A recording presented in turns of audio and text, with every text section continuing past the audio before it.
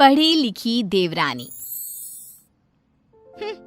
अगर आज मैं भी पढ़ी लिखी होती तो मैंने मोहल्ले में हो रहे कंपटीशन को जीत लिया होता और अच्छी खासी मोटी रकम जीतकर आपके हाथ में थमाई होती माँ। बड़ बोली, ज्यादा मत बोल। जितना तेरा कद है ना उससे भी 50% कम बोला कर। इस घर में ही क्या, हमारे खानदान में किसी भी औरत को पढ़ने की इजाजत नहीं है। देख तेरी बड़ी भाभी मधु, ये भी कहाँ पढ़ी है, इसके घर वालों ने भी इसे पढ़ने नहीं दिया।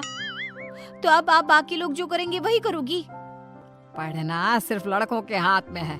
किताब, पेन, पढ़ाई ये आदमी ही कर सकते हैं, क्योंकि उन्हें ही तो आगे जाके कमाना है। औरतों को तो सिर्फ बेलन, झाड़ू और पोछा यही करना है जीवन भर। और तेरे इस कंपटीशन को जीत कर मुझे नहीं चाहिए पैसे। मेरा बड़ा बेटा सागर अब कमा रहा है और छोटा बेटा तेज भी अपने कॉलेज की पढ़ाई के बाद कमाएगा ही। तारिनी, तू तो बस अपनी बड़ी भाभी से खाना बनाना और घर के बाकी काम करना सीख ले। सच में आप सबकी सोच ना जमीन में धसी हुई रहेगी लाइफ टाइम। न जाने क्यों मैं इस घर में पैदा हुई।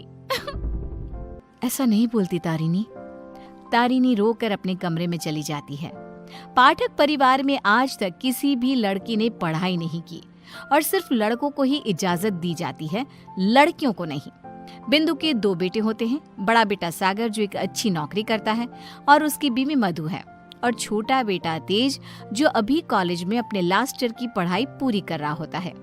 बिंदु और यशराज ने कभी अपनी बेटी तारिनी को पढ़ने नहीं दिया, जिसकी शिकायत वो आज तक करती है। तेज को अपने कॉलेज में प्रीति नाम की एक लड़की से प्यार हो जाता है। प्रीति, वो दरअसल मुझे ये बात तुमसे बहुत समय से कहनी है। कल इकोनॉमिक्स के क्लास के बाद मैं तुम्हारे लिए रुका भी था, लेकिन तुम चली गई। बोलो ना तेज, क्या हुआ? क्या कहना है तुम्हें? प्रीति, अब मुझे तुमसे प्यार हो गया है। क्या तुम मुझसे शादी करोगी? देखो, हम पिछले 5 साल से एक दूसरे को जानते हैं। आई नो तेज, जैसे तुमने अपनी जज्बातों को मन में छुपा के रखा, वैसे मैंने भी छुपाया। मैं भी तुमसे प्यार करती हूँ, लेकिन मैं तुमसे शादी कैसे कर पाऊंगी? क्यों? कौन रोक रहा है हमें? जहाँ तक मुझे पता है हमारे शहर में लड़कियों को पढ़ने नहीं देते, ना ही पढ़ी लिखी लड़कियों से शादी करवाई जाती है। तुम्हारी बहन तारिनी भी नहीं पढ़ पाई ना अब तक। आई नो, फिर तुम्हारी माँ कैसे मानेंगी? तुम इस सब की चिंता मत करो। I'll fix that all। बस भरोसा और हिम्मत रखो।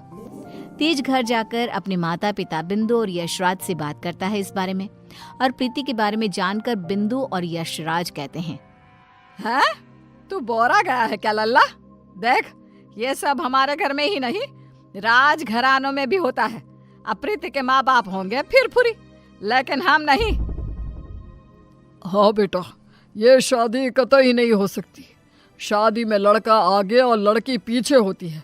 वैसे ही जीवन में भी पत्नी पति से एक कदम पीछे ही होनी चाहिए। ठीक है, अगर आप लोगों को ये सही लगता है तो मैं भी वही करूंगा जो मुझे सही लगता है। अब आप सब मेरा मरा हुआ मुंह ही देखोगे। गंगाजल तैयार रखिएगा। हाय हाय लल्ला, ये तू क्या बोले जा रहा है? पागल हो गया है क्या? तेज अपनी जिद से पीछे नहीं हटता और वो पूरे 1 महीने तक बिंदु, यशराज और अपने बड़े भाई सागर को मनाने में ही लगा रहता। तब कहीं जाकर कुछ महीनों बाद वो सब राजी होते हैं और कॉलेज की पढ़ाई खत्म होते ही 1 साल बाद तेज और प्रीति की शादी हो जाती है। लेकिन बिंदु, यशराज और सागर अब भी इस शादी से थोड़े से नाखुश ही होते हैं। जब घर के सभी आदमी खाना खाने बैठते हैं तब प्रीति भी उनके साथ खाना खाने के लिए बैठती है। तभी, अरे ओ कल की अंधी, पागल हो गई है क्या?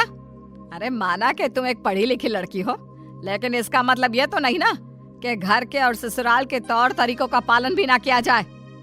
खाना पहले घर के आदमी खाते हैं और फिर औरतें खाती हैं, दोनों एक साथ नहीं बैठे, समझ गई? लेकिन मम्मी जी, ऐसा क्यों? मेरा मतलब खाना तो सबका एक ही होता है ना, तो सब अलग अलग बैठकर क्यों खाए? प्रीति, तुम चलो ना रसोई में, चलो, सबके लिए कटोरी में खीर परोसनी है। लेकिन मधु दीदी। प्रीति, माँ और मधु जो कह रही हैं वो सब सुनो। तेज, अपनी बीवी को कुछ समझाओ। प्रीति, प्रीति गुस्से से उठकर रसोई में चली जाती है और मधु के साथ खीर को कटोरियों में परोसने में लग जाती है। प्रीति, हम इस घर की बड़ी बहू हैं, उसके बावजूद भी हमें हर मामले में, हर काम में पीछे रखा जाता है, जूती की नोक पे रखा जाता है, क्योंकि हम पढ़े लिखे भी नहीं हैं। अब सोचो, हम बड़ी बहू होकर भी हमारा ये हाल है, तो तुम्हारे साथ क्या क्या होगा। मधु दीदी, आप पढ़ी लिखी नहीं हो, इसमें आपकी कोई गलती नहीं है, लेकिन ये जो कुछ भी हो रहा है ना, आदमी और औरत का भेदभाव, ये सब बहुत ही बेकार और इलॉजिकल है। आज दुनिया कहां से कहां पहुंच गई है। आज के जमाने में औरत आदमी के साथ कदम से कदम मिलाकर चलती हैं। खैर, अब हम और कर भी क्या सकते हैं, लेकिन हम अपने आप को बहुत भाग्यशाली मानते हैं। क्यों मधु दीदी? क्योंकि हमारी एक पढ़ी लिखी देवरानी जो है। हाँ, आपको पता है मधु दीदी, आप ना बहुत क्यूट हो, आपको किसी की नजर ना लगे। जब सभी हॉल में एकत्रित होते हैं, तभी बिना घूंघट ओढ़े प्रीति को देखकर, प्रीति बहू, अब क्या तुम्हारे लिए दीवार पर बड़े अक्षरों में इस घर के तौर तरीके लिखवा दिए जाए हैं? अब क्या किया मैंने? आप हमेशा राशन पानी लेकर क्यों चढ़ जाती हो मुझ पर मम्मी जी? I just don't understand.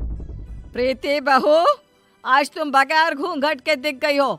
आइंदा से अगर ऐसा बिना घूंघट के दिखी ना, तो मुझसे बुरा कोई नहीं होगा। मधु बहू को देखो, सोते समय भी घूंघट ओढ़े ही सोती है, नींद में भी ये हमारे आदेशों का पालन करती है।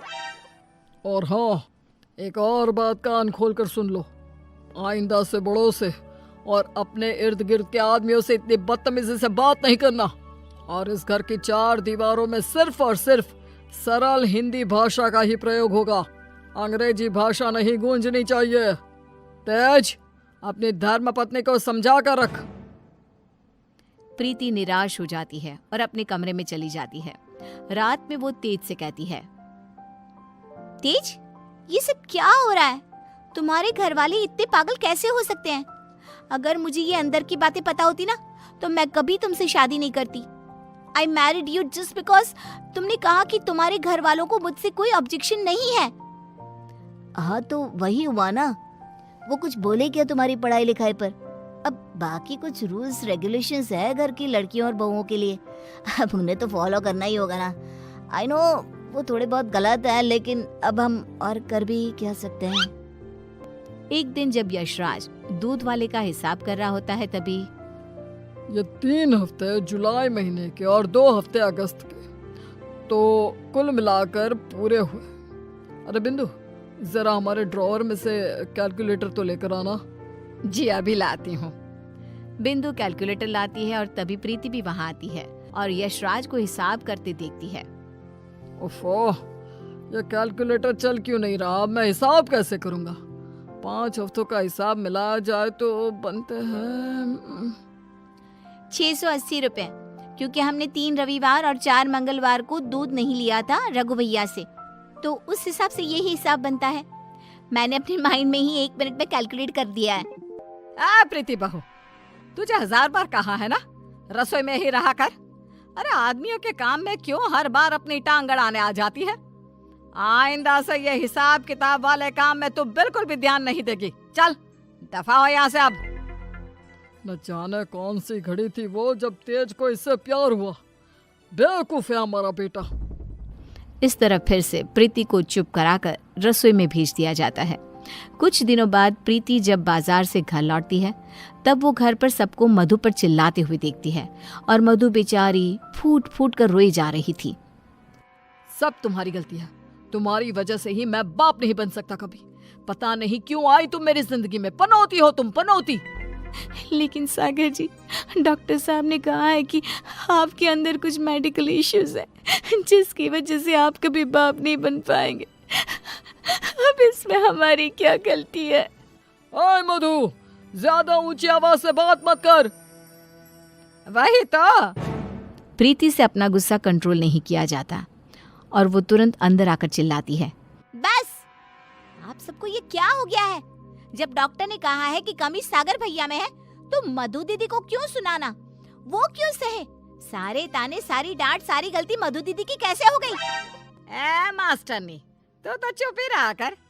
वो कहते हैं ना, एक गंदी मछली पूरे तालाब को और बाकी मछलियों को खराब कर देती है। तू ना वैसी ही है। तेरी वजह से ही ये मधु बहू भी उल्टा बोलना सीख गई है। नहीं माँ, ये सरासर गलत है। गलती सागर भाई की है। नहीं, मधु में ही कोई दोष है। हमारे बेटे सागर में कोई दोष हो ही नहीं सकता। ये मनहूस मधु कुंडली मारकर बैठ गई है हमारे सागर के जीवन में। मधु दीदी, ये आपके हाथ पाँव पर निशान कैसे? बोलिए। सागर जी ने हमें बहुत मारा प्रीति, हमें बचाओ इन सब से, ये सब बहुत बुरे हैं। मधु प्रीति के गले से लिपटकर रोए जा रही थी। सागर गुस्से में आकर मधु पर हाथ उठाने जा रहा था कि तभी प्रीति उसके पास जाकर उसका हाथ पकड़कर मोड़ देती है। मेरा हाथ। एक आदमी अगर गुस्से में शैतान बन जाए तो एक औरत क्रोध में काली का रूप धारण कर लेती है। समझ गए सागर भैया? और आप सब, अरे एक बार ध्यान से सोचिए, दिल से सोचिए ना। अगर ऊपर वाले ने आदमी और औरत को साथ में बनाया है तो हम क्यों फर्क करें? क्यों औरतें आदमियों से पीछे रहे? दोनों साथ में कदम से कदम मिलाकर चल सकते हैं ना। साथ में काम करके अपना घर, अपनी गृहस्थी चला सकते हैं ना। गलती सोच की है। अगर सोच बदलोगे तो ही बदलाव आएगा, वरना जमीन में ही धंस के रह जाओगे। उतने में तेज अपने साथ पुलिस अफसर्स को लेकर आता है। सागर भाई, आप मेरे बड़े भाई हो, लेकिन आज जो मुझे आपके बारे में पता चला, कैसे आप मधु भाभी को मारते हो, उन पर अत्याचार करते हो, इसके बाद से आप मेरे कोई नहीं। मेरे लिए आप ना के बराबर हो गए हो। इंस्पेक्टर साहब, गिरफ्तार कर लीजिए इन्हें। पुलिस सागर को डोमेस्टिक वायलेंस के केस में गिरफ्तार कर लेती है और उसे लेकर जाती है। माँ, पापा, प्रीति और मैंने फैसला कर लिया है कि हम अब इस घर में और नहीं रहेंगे और अकेले किसी शहर में जाकर रहेंगे। मधु दीदी और तारिनी भी हमारे साथ चल सकती हैं। इस तरह तेज और प्रीति वहां से चले जाते हैं और मुंबई शहर आकर तारिनी और मधु दोनों भी पढ़ने जाती हैं और सभी अपना जीवन खुशी से बिताते हैं। वहीं बिंदु और यशराज, जिन्हें तेज हर महीने पैसे और खत भेजता है, वो दोनों अपने बच्चों की याद में रोते रहते हैं और उनके खतों को ही पढ़ते रह जाते हैं।